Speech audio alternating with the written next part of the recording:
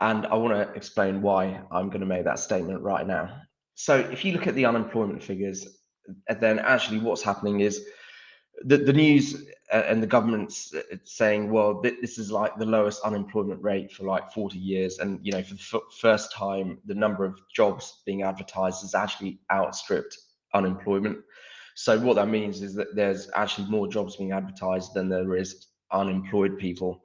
So when people are making statements like that, it can actually sound like quite drastic. It can sound like a lot has really changed in the economy. But um, what I just want to do is put it into perspective. Like, you're talking about literally 2% change in unemployment, and you know, normally unemployment rates are higher, but and the number of people looking for work are higher. But what we're really talking about is, like, you know, literally a couple of percent change over a period of time. So while that's newsworthy potentially, it's not actually a massive material change in the economy.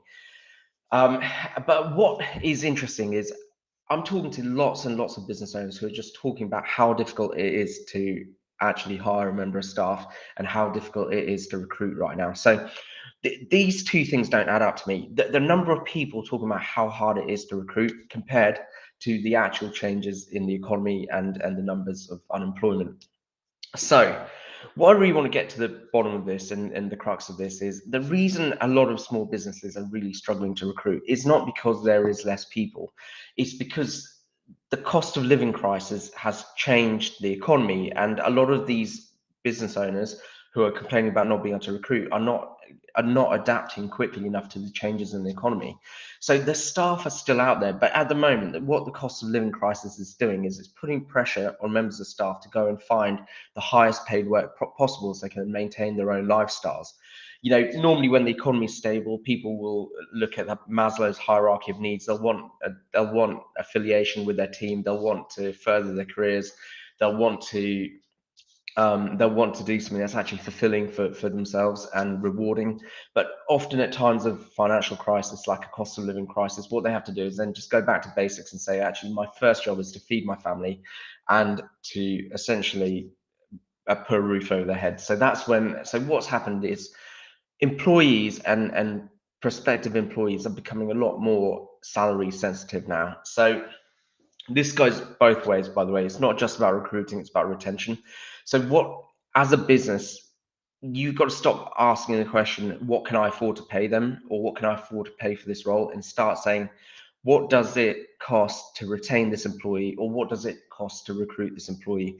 So the mindset has to shift, and it has to be more about market salaries and market opportunities for those employees. So if what you're paying for that member of staff, you know, even if they haven't massively changed their role in your business, but if what you're paying is less than what they could get in another job somewhere else, then what's going to happen is they're likely to leave, which means you'll have to replace them, and then you're going to have to replace them at the higher salary anyway, because that's the only way you get the right member of staff. So two things: if you're recruiting, up the amount you're offering if you're struggling to recruit that role. And the other thing is, if you be proactive with your own employees, because if by the time they find another job, quite often it's too late to match that salary. They'll just go, because, you know, they've come to the conclusion they're always going to be on the back foot when it comes to pay. So those are two things. Obviously, when you're recruiting, don't forget your points of culture. That's such an important part of recruiting. So that's one of my other videos. But points of culture definitely need to be in place.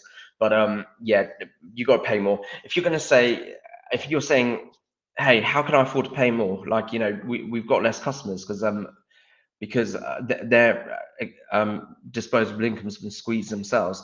Then what you've really got to do is you just got to go back and put the prices up, and you've got to put your prices up. And what's going to happen is the chances are you are going to lose customers. But if you lose a certain number of customers, then you know what you might find, you don't actually need to recruit anyway, but you'll still make the same profits or more profits than you did before. So really, to pay your staff more, what you're going to have to do is actually go and put your prices up, so you've got more money coming into the business, so you can pay them more.